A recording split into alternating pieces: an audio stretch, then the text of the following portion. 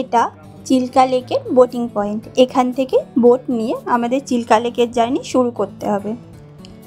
Wow, just ছবির মতো সুন্দর জায়গা। চিল্কা লেক ভ্রমণের সাথে সাথে আমরা দেখব লাল কাঁকড়ার দ্বীপ, ডলফিন পয়েন্ট, রাজহংসী দ্বীপ আর সি মাউথ সমুদ্র সৈকত। চিল্কাকে বলা হয় পরিযায়ী পাখিদের স্বর্গরাজ্য, আর সেই আশাতেই আমাদের এই শীতের শেষে চিল্কা ভ্রমণে আসা। সি মাউথ যে বিচটা, এক কথায় বলা যায় জাস্ট দারুণ। বেশ কিছু স্ক্যাম্পও চলছে এখানে, যেটা আমার আপাত দৃষ্টিতে মনে হয়েছে। সেই বিষয়ে আমি ডিটেলসে ডিসকাস করেছি এই ভিডিওতে। আর চিল্কা লেক থেকে ফেরার সময় আমরা একটা প্রবলেম ফেস করি, সেটার বিষয়েও ডিটেলসে ডিসকাস করব আমি এই ভিডিওতে। যদি আপনাদের রিসেন্ট চিল্কা ভ্রমণের কোনো প্ল্যান থাকে, অবশ্যই এই ভিডিওটা যাওয়ার আগে একবার শেষ অবধি দেখে যাবেন। Good morning everyone. সকাল সকাল উঠে আমরা এখন ব্রেকফাস্টে এসেছি। আমরা যে হোটেলটায় আছি, দ্য পার্ক বিচ রিসর্ট, এখানে ব্রেকফাস্ট কমপ্লিমেন্টারি। আজকে পুরীতে আমাদের তৃতীয় দিন। কালকে আমরা পুরী জগন্নাথ মন্দিরে পুজো দিয়ে দিয়েছি। আজকে বাজে এখন সকাল 9টা, আমরা বেরোচ্ছি চিল্কা লেকের দিকে। চলুন চিল্কা লেকটা পুরো ঘুরবো, বিস্তারিত জানবেন এই ভিডিওতে। চলুন যাওয়া যাক চিল্কা লেক। আমরা সকাল 9টার সময় আমাদের যাত্রা শুরু করি। এইটা হচ্ছে পুরীর মেরিন ড্রাইভ, একদম সমুদ্রের সামনের রাস্তাটাই। আমরা যে হোটেলটায় রয়েছি এটা একদম মেরিন ড্রাইভের উপরেই। এখান থেকে চিল্কা লেকের ডিস্টেন্স দেখাচ্ছে 55 কিলোমিটার, আর টাইম লাগবে অ্যাপ্রক্সিমেট ওই 1.5 ঘন্টা মতো। আমরা তো যাচ্ছি নিজেদের গাড়িতে, এছাড়াও চিল্কা যাওয়ার কিছু অপশন রয়েছে। তোমরা চাইলে উড়িষ্যা গভর্নমেন্টের যে ট্যুরিজম সাইট আছে সেখান থেকেও বুক করে চিল্কাও যেতে পারো। এছাড়া পুরীতে পৌঁছে এখানে অনেক ট্যুর অ্যান্ড ট্রাভেলস আছে, ওখানে চিল্কা লেকের পুরো প্যাকেজটা বুক করতে পারো। সেক্ষেত্রে তোমাদের এক একজনের 600-650 মতো পড়বে। এর মধ্যে তোমাদের যাতায়াতের গাড়ি আর বোটিং কস্টটা ইনক্লুড আছে। চিল্কা যাওয়ার রাস্তাও বেশ সুন্দর, দিকে সবুজে ঘেরা, দূষণমুক্ত গ্রাম্য প্রাকৃতিক পরিবেশের মধ্য দিয়ে। ওভারঅল উড়িষ্যার সব রাস্তাই বেশ সুন্দর। এর আগেও আমরা বেশ কবার পুরী এসেছি, তবে চিল্কায় এটাই আমাদের ফার্স্ট টাইম। চলো দেখি কেমন লাগে। রাস্তা একরকম ফাঁকাই বলা চলে, গাড়ির চাপ অনেক কম, তাই আমরা 1 ঘন্টার মধ্যেই এসে পৌঁছে যাই চিল্কা লেকে। ওই দেখো দূরে চিল্কা লেকের বোট দেখা যাচ্ছে। এখান থেকে আমরা আজকে বোট বুকিং করি। আমরা আছি 6 জন, আর আমাদের বোটের ভাড়া নিয়েছে 4500 টাকা। এই দোকান থেকে 20 টাকা দিয়ে আমরা টুপি ভাড়া নিয়ে নিই। আর সামনে যে জায়গাটা দেখছো, এটা টোটালটাই পার্কিং স্পেস। আমরা যে জায়গাটার থেকে চিল্কা বোট বুকিং করি, জায়গাটার নাম হচ্ছে রয়পুর। এখানে ওই একটাই রেস্টুরেন্ট আছে, খাবার কোয়ালিটি ঠিকঠাক, দাম একটু বেশি। এখানে আমরা দুপুরের লাঞ্চও করি, সাথে কিছু খাবার পার্সেলও করে নিয়েছি। চলো এবার যাব বোটের দিকে। এখান থেকে আরও একটু গাড়ি করে গিয়ে সামনে একদম বোটিং পয়েন্ট, মানে যেখানে আমরা বোটে উঠব, ওখানে নামবো। রাস্তাটা একদম কাঁচা মাটির রাস্তা, দুদিকে বোট রাখা রয়েছে, বেশ ভালো লাগছে। এসে গেছি আমরা বোটিং পয়েন্টে, সারি দিয়ে সব বোট রাখা রয়েছে। চলো বোটে উঠে আমি ফিজিক্যালি আর তোমরা ভার্চুয়ালি ঘুরে আসি চিল্কা লেক। কতক্ষণ দেবে ঘুরতে? 3.5 ঘন্টা, এক্সট্রাও কোনো টাইমের ব্যাপার নেই। আমাদের বোট ছেড়ে দিয়েছে, এদের দেখো সব রাজা মহারাজাদের মতো বসে আছে।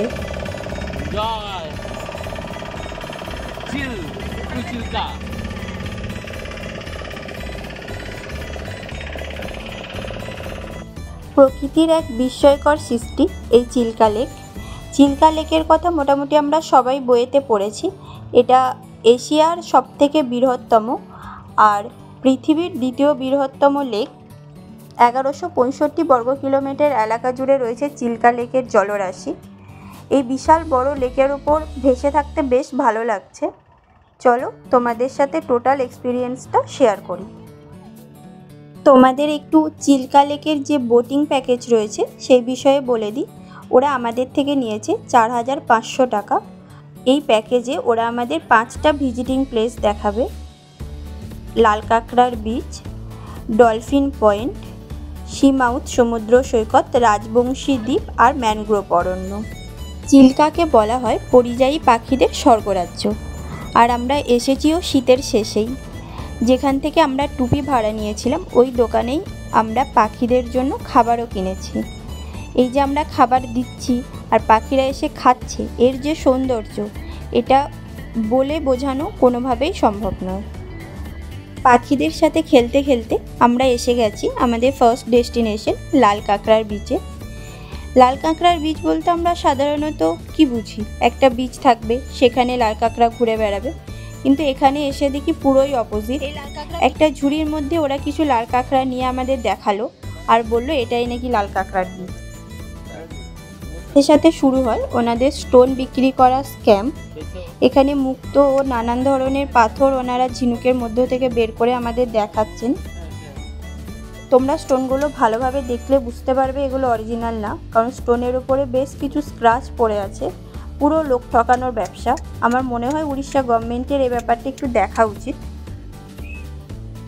আর সাথে দামও বলছে অনেক বেশি। এই স্টোনগুলো অরিজিনাল না। আমি তোমাদের রিকোয়েস্ট করছি কেউ ওদের থেকে স্টোন নেবে না। এটা টোটালি একটা স্ক্যাম। আমি এর আগেও অনেকের কাছে শুনেছি চিল্কা লেকে এরকম হয়। আজ আমি নিজের চোখে এটা এক্সপিরিয়েন্সও করে নিলাম। চলো এরপর আমরা যাব আমাদের পরবর্তী ডেস্টিনেশন ডলফিন পয়েন্টের দিকে। আর আশেপাশে যা জঙ্গল দেখছো এগুলো সবই ম্যানগ্রোভ অরণ্য। এসে গেছি আমরা ডলফিন পয়েন্টে। এখানে আমরা এসে প্রায় 2 ঘন্টা মতো দাঁড়িয়েছিলাম, বেশ কিছু ফটোশ্যুট করি। আমাদের মতো আরও অনেক বোট এখানে ডলফিন দেখার জন্য ওয়েট করছে, বাট 2 ঘন্টা ওয়েট করেও আমরা এখানে ডলফিন দেখতে পাইনি। লাস্টে বোর হয়ে আমরা যা খাবার পার্সেল করে নিয়ে এসেছিলাম সেগুলোও খেতে শুরু করে দিই, কিন্তু আলটিমেটলি ডলফিন আর আমাদের দেখা হলো না। আমার তো মন ভীষণ খারাপ হয়ে গেছিলো। লাল কাঁকড়ার বিচে গিয়ে লাল কাঁকড়াও দেখতে পেলাম না, ডলফিন পয়েন্টে এসে ডলফিনও দেখতে পেলাম না। একটা মোমেন্টে আমার মনে হচ্ছিল বেকারই এসছি চিল্কা লেকে, কিছুই তো দেখতে পাচ্ছি না। এই দূরে যেগুলো দেখছো এগুলো সব ছোট ছোট দ্বীপ আর তার সাইডে ম্যানগ্রোভ অরণ্য। চিল্কাতে ছোট বড় প্রায় 27 আইল্যান্ড আছে।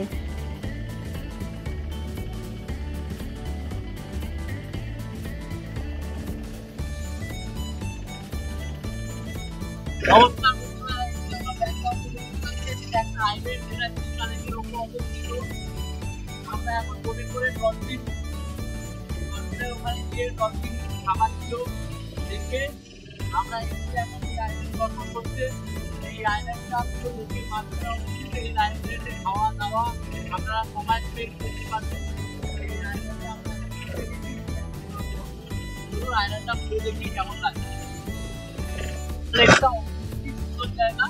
আপনারা ফ্রি করতে আসবেন, অবশ্যই চিল্কা লেকটা ট্রিপের মধ্যে রাখবেন, একবার হলো চিল্কা লেকটা। এসে গেছি আমরা চিল্কার বিচে। এটা হচ্ছে চিল্কার মধ্যে অবস্থিত সবথেকে বড় বিচ, রাজবংশী বিচ। সাথে এটাকে চিল্কা মোহনাও বলে। এই ঝাউ বাগানটা ক্রস করে ওই সাইডে গেলে আছে সি মাউথ সমুদ্র সৈকত।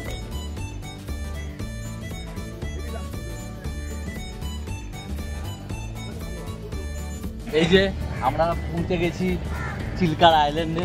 আপনারা দেখতেই পাচ্ছেন পুরো ঝাউ গাছে চিল্কা আইল্যান্ডটা ভরা। এইটা হচ্ছিল চিল্কা আইল্যান্ডের বিচ, যেখানে আমরা নেমেছি। এরপর আমরা আরও একটু পরিষ্কার বিচে যাব।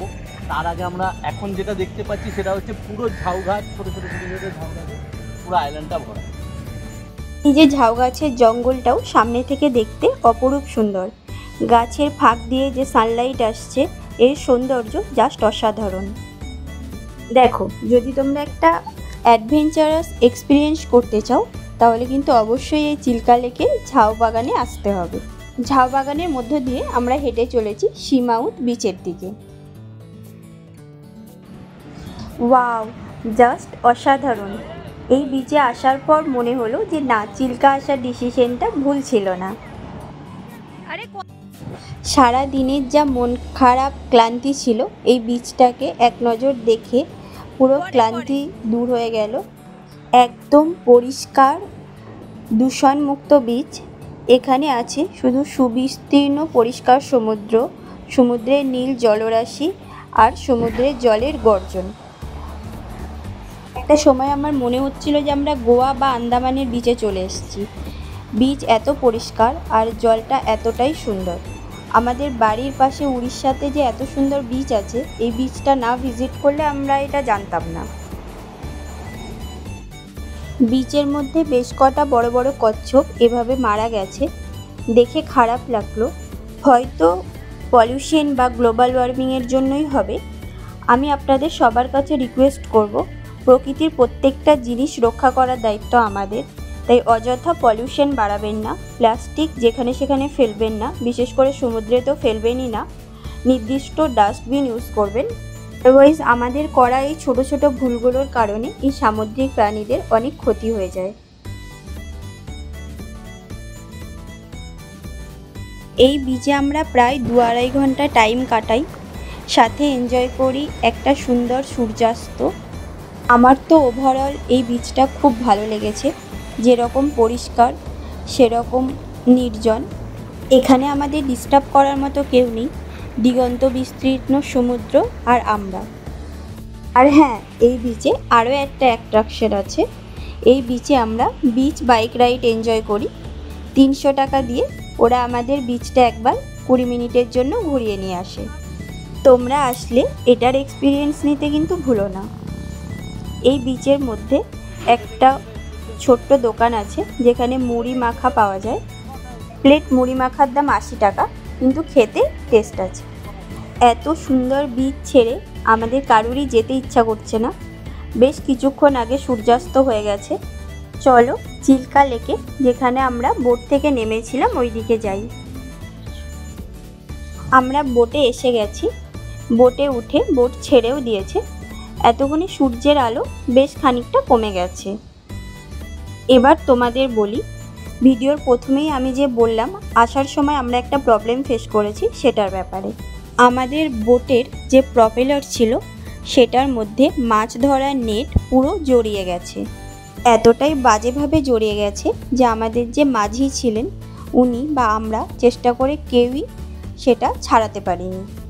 একটা ছোট ক্লিপসও আমি তোমাদের সাথে শেয়ার করে দিচ্ছি। অনেকক্ষণ চেষ্টা করার পরেও যখন সলভ না হয়, আমরা তখন নেট থেকে উড়িষ্যার ট্যুরিজমের নাম্বার নিয়ে ওনাদের প্রবলেমটা জানাই। সাথে যেখান থেকে আমরা বোট বুক করেছিলাম ওনাদেরও প্রবলেমটা জানাই। ওনারা পরে বোট পাঠান। কিন্তু এই 1-1.5 ঘন্টা যে আমরা চারিদিক অন্ধকারে এত জলের মধ্যে একা একা ছিলাম, এর এই ভয়াবহ অভিজ্ঞতা আমি সারা লাইফে ভুলতে পারবো না। তাই আমি আমার এক্সপিরিয়েন্স থেকে তোমাদের সাজেস্ট করছি, তোমরা চিল্কা গেলে চেষ্টা করবে সানলাইটের মধ্যে ফিরে আসার। চিল্কার থেকে পুরী ফেরার যে রাস্তা, এই রাস্তাতে সন্ধ্যাবেলায় অনেক গরু এসে দাঁড়িয়ে থাকে। তোমরা দেখে সাবধানে গাড়ি চালিয়ে ফিরবে। থ্যাংক ইউ ভিডিওটি লাস্ট অবধি দেখার জন্য। ভালো লাগলে লাইক করো আর কমেন্টে জানিও তোমাদের চিল্কা ট্যুরের কি এক্সপিরিয়েন্স ছিল। আর হ্যাঁ, আমাদের channel loyal star Riders subscribe করে দিও, যাতে তোমরা আরও এরকম অনেক ট্রাভেলস ভিডিও দেখতে পাও। Thank you.